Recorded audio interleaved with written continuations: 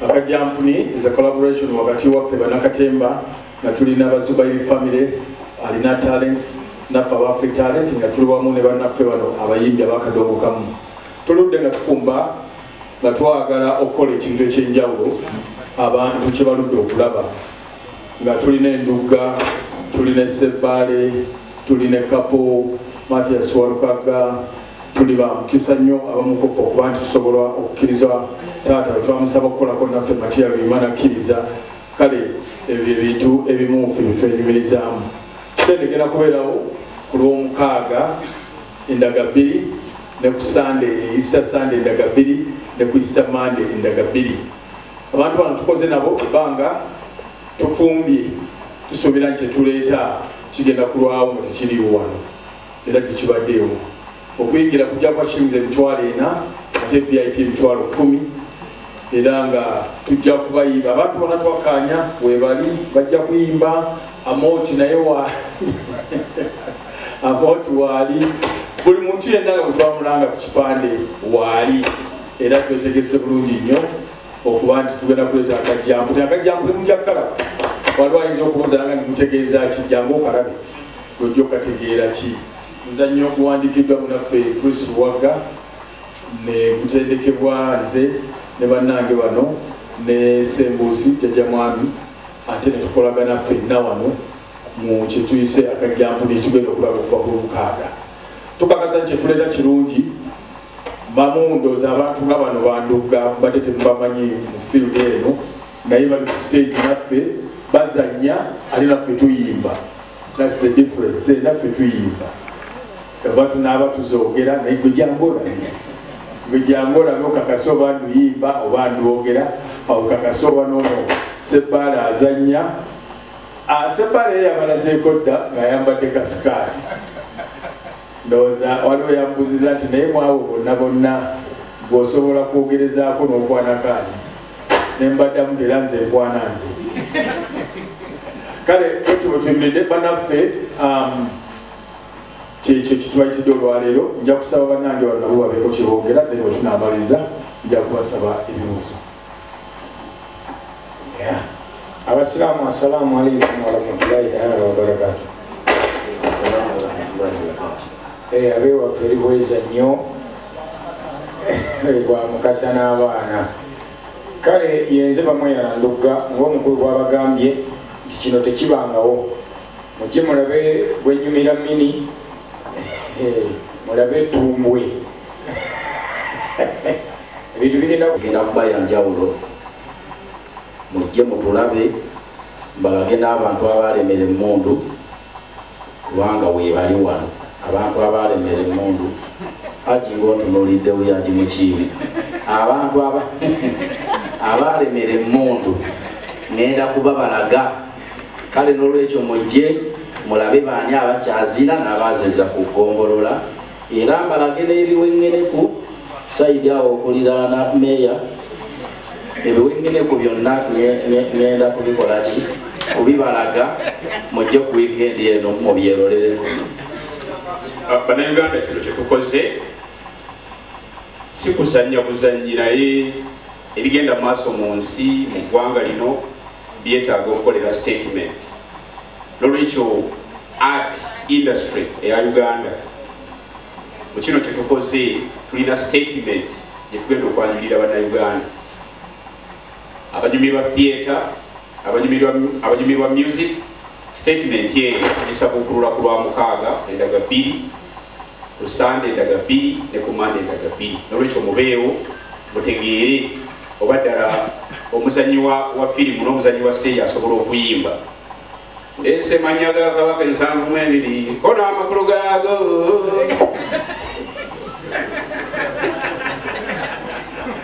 Anti ekituufu ekyo mwami abagambye bagenda kuzoogera naffe ate emizannyo tugiyimbe. Obufunze kino kye mugenda okulaba bannayuganda tekibangawo, musuubire kye mutasuubirangako. Ate era manesa bahajjambe mukiiri bwe tuggwayo bwe tufena nga tumaze okwogera olwokuba bannamawulire waliwo abatamanyi Luganda abantu baffe nga tebaleetaaza okujja. Buli ayogedde mu Luganda ne bwabyogere mu Luzungu tutandika n'enduga bannamawulire babisaasaanye kapo ey'owokubiri.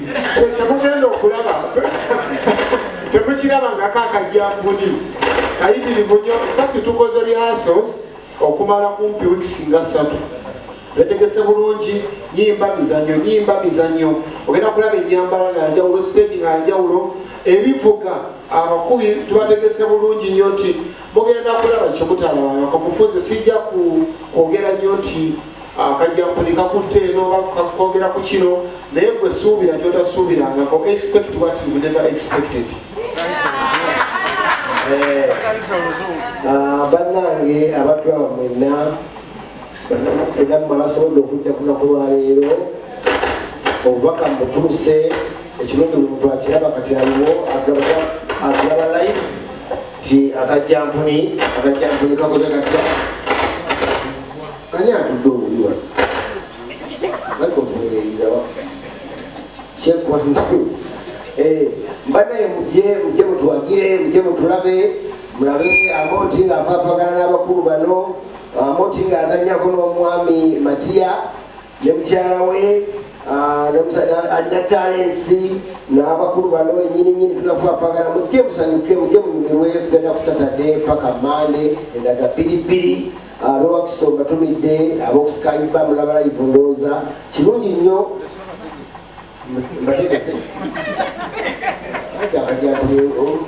Oluva mu kajjampuni ngende eyo kakati era asaba mpozi abakyala ab'embuto mujje bajja kubeera wa ambulensi nti bw'oseka omwana n'atuka okwagala ovaayo ambulensi ng'ekutwala ate era mu ambulensi ojja kusigala nga oli ku screen olaba omuzannyo ogutambula paka kuzaala osindika omwana omuzannyo ogulaba ojjala kuzaala nga totegedde nti ozadde. Lwaki microphone ebadde ekwakwaya oba ekuditetiza olina byonywa? Waliwo omukyala abadde atudde obubi mu maaso awo. Balagusiza abasebe banyabo byonna babyogedde naye mpozi abasiiba enteekateeka weeri mugenda kusibulukira wano kasitolaga etiketi yo wali nga bakuwa kyakusibulukirako ekyokunywa ekyokulya ate nkodda amazanyo nawe okusaalira weewali so mbasaba mujje mu bungi tutandika ssaawa 9 ku Lwomukaaga neyanzanyo olugalo obwole mukulu balunywane ekibaye be bategese sinze tutandika ssaawa 9 ku Lwomukaaga n'ekiro ssaawa emu then Monday, Easter Monday, so daga piri so mujje abasiiba temweraliikirya tujja kuba kirungi kubanga enteekateeka yonna twagirowoozezzaako mwebalidala basibo ne banyabo tubakola okujja okulaba sheeno amanya gange nze Musa ndi muzanyi mu AfriTalent ng'ekimu ku bibiina ebyegasi project eno abantu boolaba wano ku mmeeza si bokka bali mu project eno abantu abalala bangi nnyo abali mabega tulina mukyala Justin Nantume tulina omukyala Harriet Sanyu tulina abayimbi nga Shira Sekyanzi tulina Jack Kizito tulina bangi nnyo betulinabo project y'amaanyi mujje tugenda kukwata obudde enebipano bafuluma ate abala bayimbira tuziza shows 2 emisana n'ekiro emitwalo 4 n'emitwalo 10 VIP tubalirimbidde amanya Kizito ebyakola kolasite kuno njagala bannange mujje mulabe munzijeko omujenjemo lwe muntaddeko ng'okisasula badongo okumanya kano kajjampuni ku luno nja kubasasula naye njagala mwe mubeewo mubeere abajulizi mubeere bangi mweyabanye annange kajjampuni kennyini nga ndabye ebinene sooka olengere emaali mujje mulengere emaali yange mwangu kuba namanya gange ze Sauda batenda nakakaawa omukadde atakaddiwa lwima bane mwangu bakabakulu n'abato mujje mulabe emisomo nze ntiikiridde abakyala bonna ennyambala kyekyo okubuulira kyekyo ekiwato kyekyo bane mwanguko kano kajjampuni amanya gange bati yali matata w'abayimbi oba mukasetiria era jala kutandika okukoola abantu bonna nga ajja kutandikira ati oola perekansi owekimalama naabo okugamba wekirango babadulukansi owenakwero perekaliko owekasiiso zira bamuzaala owemukomola omuko owekituutya owekatiiti omukoya nasani mutuulakungo yali basengawo owesolongo kyomulukande basajja mugule jajja owekitemu owejokolera osakalwa mmese owekirango samusoni magatto owemuyenje bannange kano kajjampuni buli beebize bonna tubeetaaga wano mukaaga shows 2 ne ku Sunday shows 2 ne ku Monday shows 2 mulyoke bijje mulebe sepiria esooka okwambala gambusi wanguweeko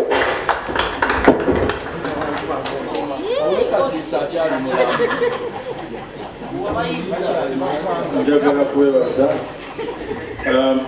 kyeta tugikoze ndoza mugiraba abaludde okujja ku batbale ndoza mubadde entebe ezo temuzimanyi nti zino ziri twakyusa sitting arrangement tulina ne eses zetuteekamu ezibeerawo kale bugumu tulikyalimu I believe parking tulina ngazi tusobola okwakomodating emmotoka zonna ne buziba mmeka ebweru mu kisaawe nkana accommodate ate nga tuli secure police weeri era nga tukuumibwa bulungi nnyo nyongera kakasa abantu nti show eri ready Tony Dani ne taata Matia Lwima. It's a privilege for me mu art jena abajjeno kati abantu nganzo kwati nange musange ate bamunyinza okuba nga ndifaanibwa mukulu ono waliwo ebintu ebitunyumira ebitugasa nga tukola we feel tulina ekirungi kyetugenda okuleeta n'ekipya tukitendese bulungi bugiri era manyi nti abantu bajja kunyumirwa ddala nziramu sente ziri emitwalo 4